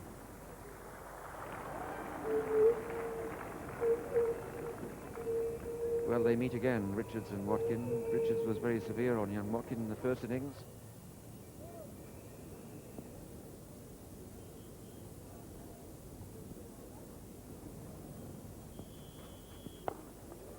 That's a cracking shot. Well, it's a long half volley, and I'm afraid it's got to go. Extra cover, and that's 50 for Richie Richardson.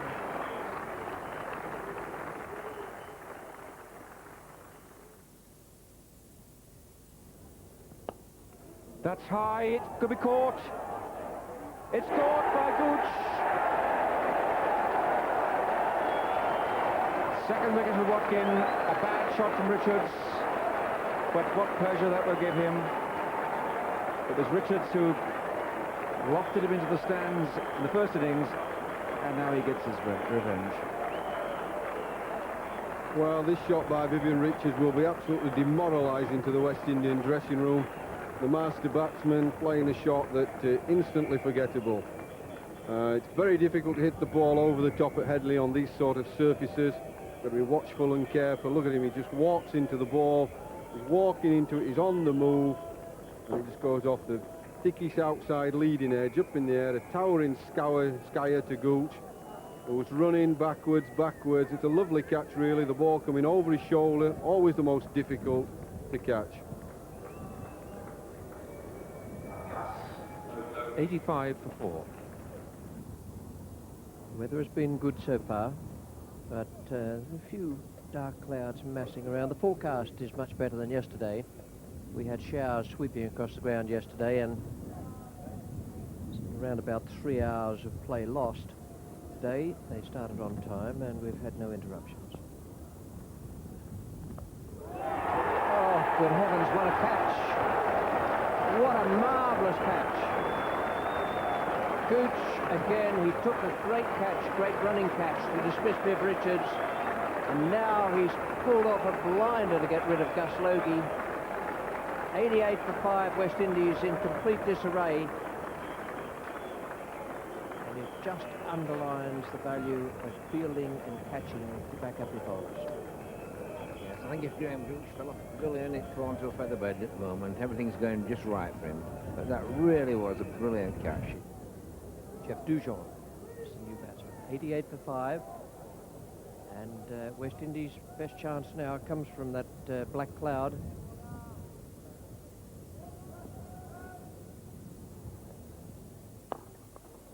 That's a good boundary.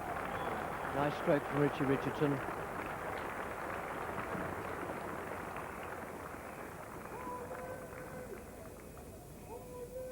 Yeah, Richard Richardson, a lovely time of the ball. He's a great stroke player. Foot to the ball there, lovely follow through, and never even bothered to move. And now, well, we've been showing you that the umpires have had a word about the weather. The crowd have been putting up umbrellas, and the players going off the field. It's a sharp shower. I would think that lunch will be taken pretty well straight away.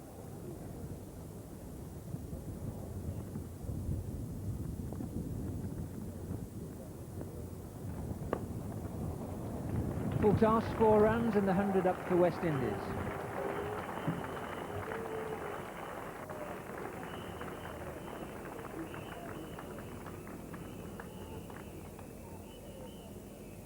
Well, a nice gentle full toss straight after lunch.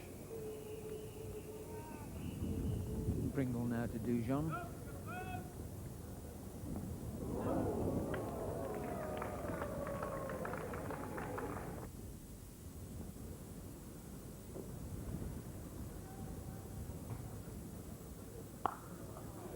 Glorious shot. Plays as well as anybody in world cricket, Dujon. Somebody's off driving, back and front foot. Just look at this. Well, he loves the back foot. Playing in Kingston, Jamaica. High bouncing ball, he stays back. And that's his favourite area. And now Philip de Freitas. Didn't bowl well in his initial spell from the Kirkstall Lane end, but much better from this end.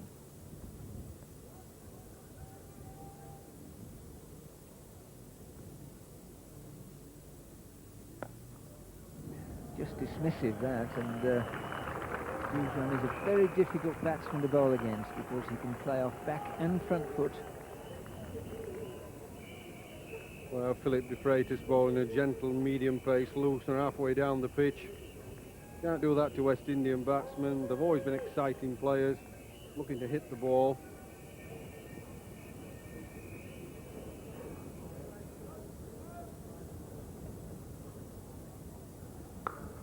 Oh, what a shot that is.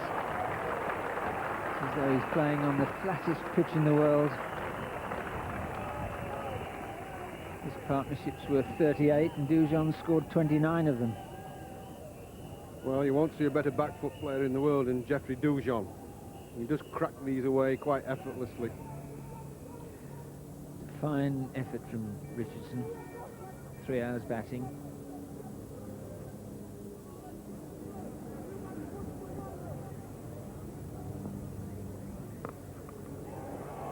And you can suddenly play one of those sort of shots.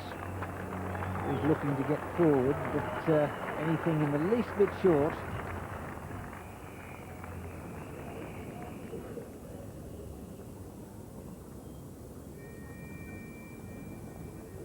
Oh, that was close. Quite a few wickets have fallen to that shot in this match, emphasizing the uneven bounce of the pitch. That just moved away off the seam, bounced a little higher. Never been at his best today, De Freitas.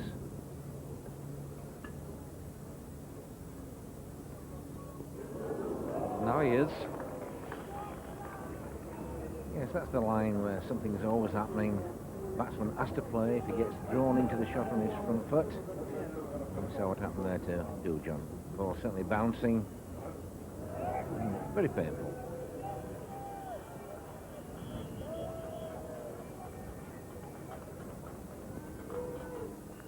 That's it.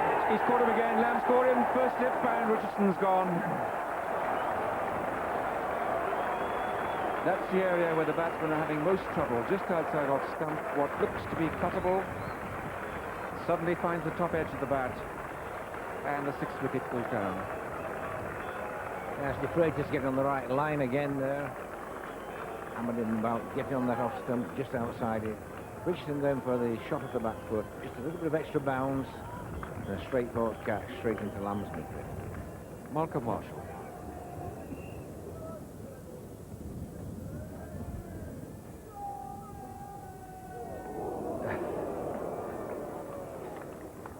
Malcolm Marshall can see the stroke in his mind's eye, see the space in the field, you can see everything but the ball in the end.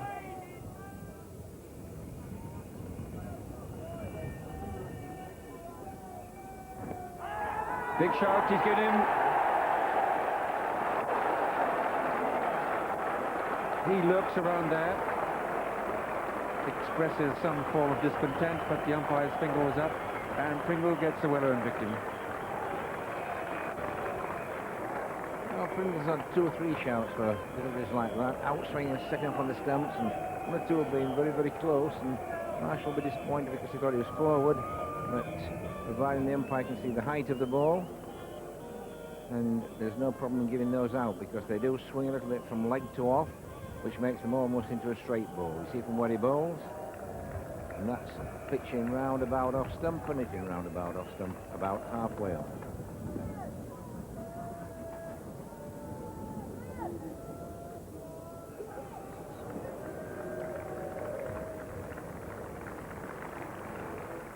There's one thing for certain from that, it's not going over the top of the stumps, which the umpire has to worry about. At it well below the knee, but probably about halfway up the stumps. And as Tony said, it's slightly angled in, and then just going out of the seam, making it into a straight ball. I think somebody trod on that well-known toe of Derek Pringle's. Well, if you do have toes peeking out of your boot toes, and you get a spike on them, that's what happens. Jeff Dujon is 31 not out. That's a lovely shot. Beautiful shot by Dujon.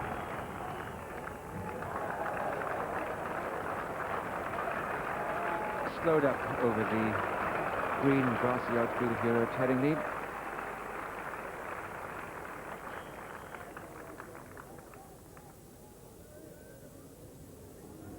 Prakash just managing to get fingers on that. Inched off the line.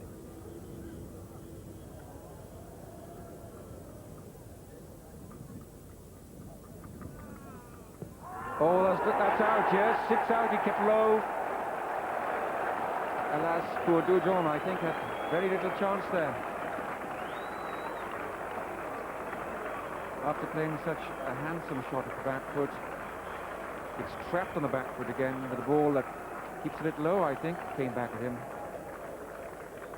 Well, ever since we got on about the Freitas getting onto the off stump just outside line, he's done it remarkably well in the last couple of overs. And he's created problems for all the batsmen by bowling that line. Again, on the right line, just outside that off stump, running in, keeping low, or around about the knee pad.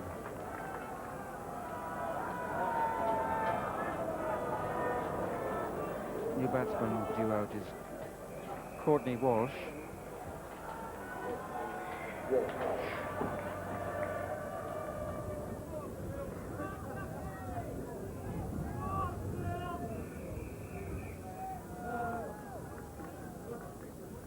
So Walsh has done a lot of warming up out there. He's 4 balls to go in this over.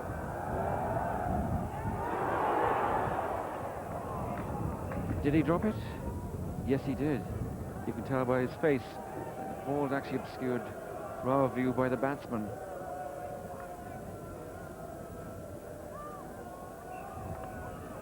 Well, it was definitely an edge. It just carried.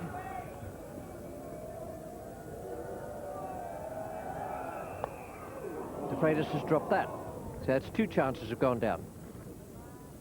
And still there's the threat of the rain clouds blowing in from the northwest.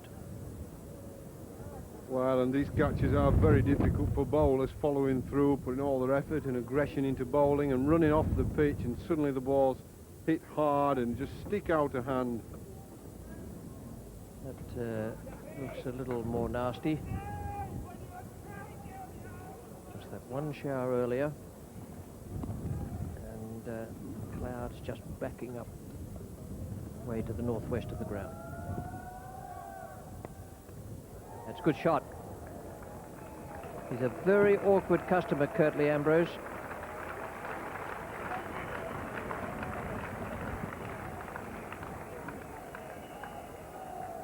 Well, there's nothing awkward about this shot from Curtly Ambrose. He just whacks him straight over mid-wicket.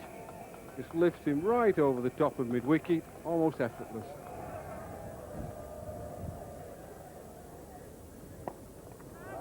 Pringle. Got it. 9th wicket down. 162 on the board, and England are just 1 wicket away from victory. De Freitas has struck. Ambrose caught Pringle, bowled De Freitas. And a thoroughly deserved wicket.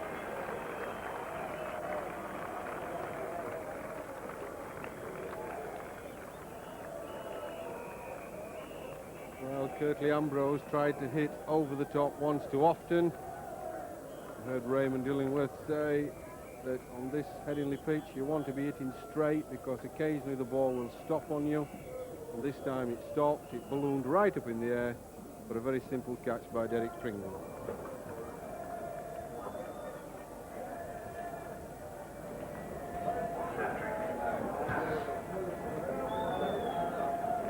Balls for Ambrose for his 14, 34 minutes and 3 fours, and it's 162 for 9.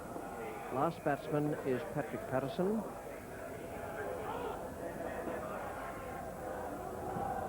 A great smile of Patrick Patterson, but that would be a wry one. Now this is the wicket.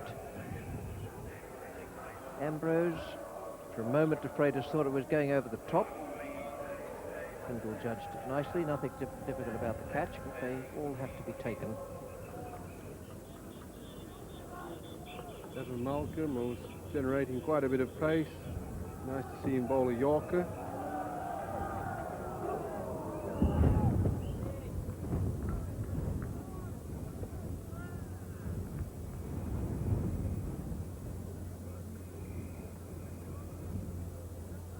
That brilliant sunshine has gone for the skipper in the last 30 seconds. Very breezy. There's gusty northwesterlies coming across, and suddenly the sunshine has gone, the clouds are coming back.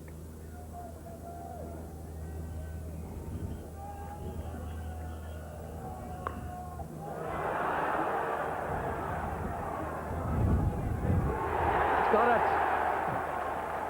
Atherton, he wanted it, he went after it, and he's taken the catch. that removes the final obstacle for England. England beat West Indies here at Headingley. Their last win in England against the West Indies was on this ground way back in 1969. Then they won by 30 runs. Here it's a much more conclusive victory.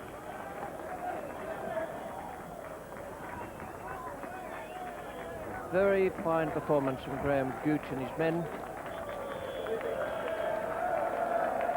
115 runs the margin.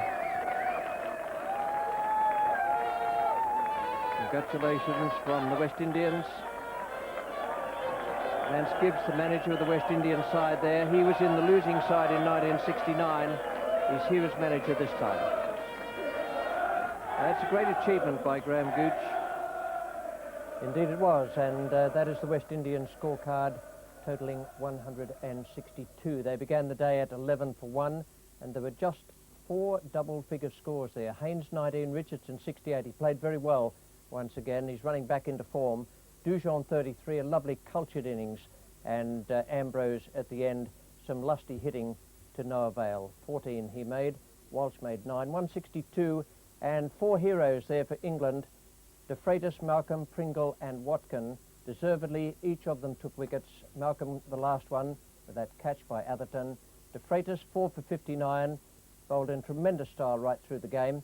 Pringle did a great job from the Kirkstall Lane end. He kept that tight all day for Graham Gooch, and good captaincy from Gooch as well, the way he handled his bowlers. 22 over 6 maidens, 2 for 38 Pringle.